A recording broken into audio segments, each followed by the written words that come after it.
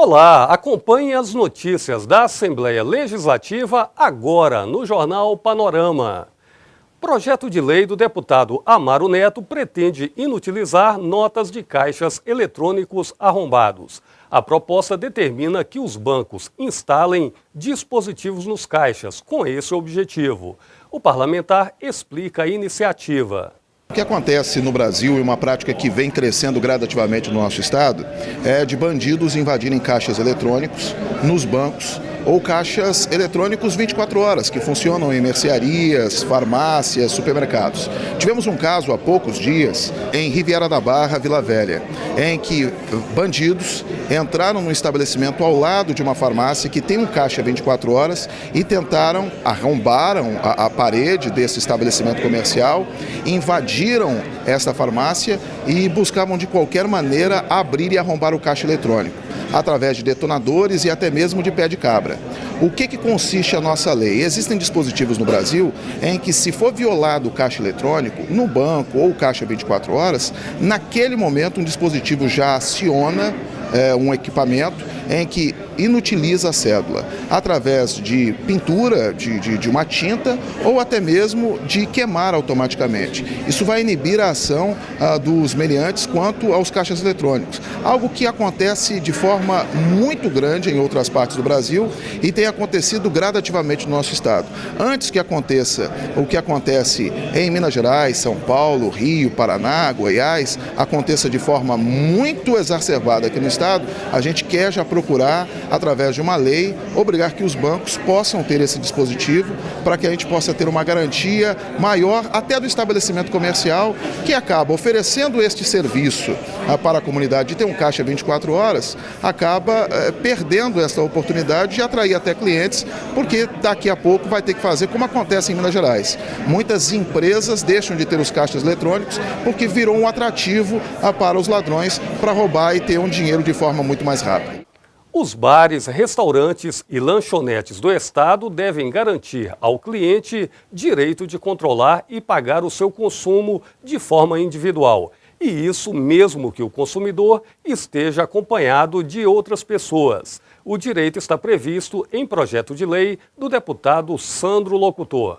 Muitas das vezes você sai numa turma, ou de familiares, ou de amigos, de colegas de universidade, e vai para um happy hour, ou vai para um jantar, vai para frequentar um restaurante, um ambiente público, e muitas das vezes o cidadão quer sair um pouco antes do outro, né? Um cidadão, na hora de partir a conta, vamos dizer assim, dividir a conta, tem aquele problema, dá uma trabalheira, uma canseira para garçom, para fazer conta e tudo mais. Foi uma demanda que me chegou do consumidor e eu apresentei o projeto no sentido de que, de que facilite a vida tanto do consumidor quanto na hora de pagarmos a conta em qualquer ambiente de restaurante, bar, por exemplo, né, quando a gente possa ter a sua cartela individual. Né? Muitos são já eletrônicos e a gente certamente facilitaria a vida do consumidor. Eu quero ir embora mais cedo, eu não preciso ficar ou deixar um dinheiro a mais ou menos para que tenha uma isonomia no partilhar da conta, né? Você já ouviu falar no corante Caramelo 4? Apesar de considerado possivelmente cancerígeno, ele está presente em refrigerantes, energéticos e vários tipos de alimentos. Pesquisa do Instituto Brasileiro de Defesa do Consumidor aponta que, no país, a regulação sobre o assunto é falha. Pensando nisso, a deputada Luzia Toledo propôs projeto de lei para normatizar o uso da substância. A matéria limita a quantidade desse corante nos alimentos e bebidas fabricados e vendidos no estado. A gente sempre recebe as pessoas que estão preocupadas com o meio ambiente, preocupadas com a alimentação de qualidade, e acho que hoje nunca foi tão presente a busca pela qualidade do alimento quanto agora. Então nós estamos apenas colocando esse projeto que, na verdade, não é só na Coca-Cola que tem o corante, não é só, tem nos alimentos, ao mínimo são 29 microgramas, né? Tem que ser abaixo desse limite, porque acima desse limite é cancerígeno. E cancerígeno a gente absorve nos alimentos, na bebida, e acho que o Estado tem que cuidar das pessoas. Por isso que nós, como legisladores, apresentamos esse projeto. Exatamente, não é só esse, tem muitos outros projetos nossos que vão ao encontro da qualidade de vida das pessoas, portanto, contra qualquer coisa que seja cancerígeno, como é o caso do caramelo. Operadoras de telefonia celular podem ficar proibidas de fazer a cobrança casada, uma única conta para pagamento de vários produtos ou serviços. O plenário do povo foi às ruas saber o que a população pensa sobre o assunto.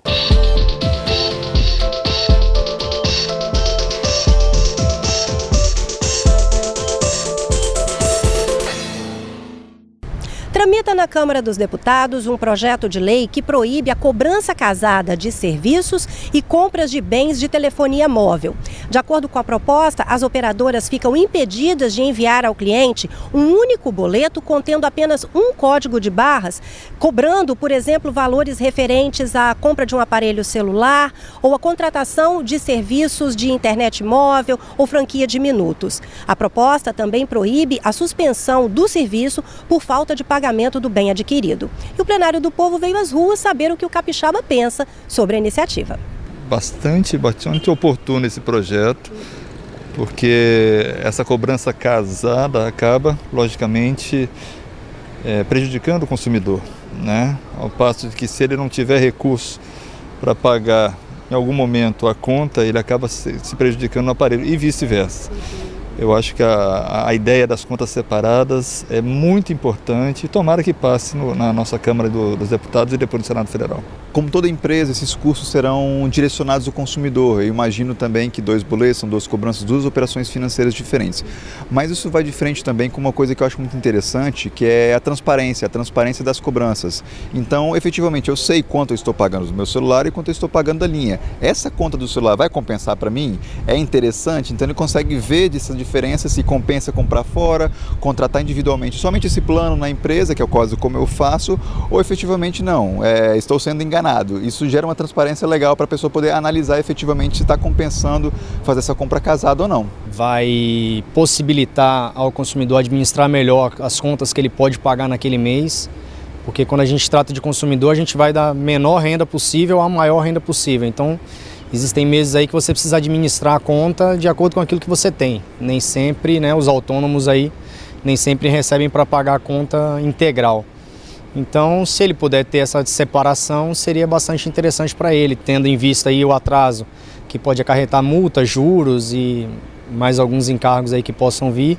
Então, acho válido essa tramitação aí que seja aprovada. Nada mais justo que sejam, como são 2 coisas diferentes, seja cobrado com 2 boletos diferentes. O projeto é extremamente positivo. Primeiro porque a venda já é casada, que vende o aparelho e o serviço. Tudo bem que eles dão desconto no aparelho, mas não deixa de ser uma venda casada. E depois a cobrança também é casada. Eu acho que o consumidor fica sujeito às medidas da telefone, da companhia. Te entendeu? Porque se você não puder pagar um aparelho ou a conta, você vai ter seu telefone cortado. Eu acho que as companhias telefônicas no Brasil, as operadoras de telefonia, têm benesses de sobra do governo. Está na hora de trazer benesses para a população e não mais para as empresas. Eu acho que o governo, os nossos legisladores, têm que atuar pensando no cidadão, porque nós elegemos deputados, elegemos políticos para que trabalhem pelo bem-estar do povo. E o que temos visto é o bem-estar de empresários e de empresas. Deputado pastor Marcos Mansur quer instituir a Semana da Consciência Negra no Espírito Santo. A intenção é realizar ações educativas sobre a situação socioeconômica da população negra e também valorizar a história e a cultura afro-brasileiras. As atividades devem ocorrer anualmente na semana que compreende 20 de novembro, Dia Nacional da Consciência Negra. É uma homenagem e um reconhecimento a um passivo que o Brasil tem com a raça negra e, consequentemente, o Estado do Espírito Santo. A Semana da Consciência Negra já existe a nível nacional e não existe aqui ainda a âmbito de Estado do Espírito Santo. Então nós estamos tramitando esse projeto, para que a gente possa tratar dessa questão que é tão importante. Eu, principalmente aqui na casa, dentre os 30 deputados, eu sou o único que me declarei como negro aqui na casa. Então, assim, é uma valorização, é um reconhecimento de toda a importância que nós temos desta raça para a formação do nosso povo e a forma de chamar a atenção também, ainda para a discriminação que existe, não velada, mas uma discriminação até muito exposta ainda em relação ao negro.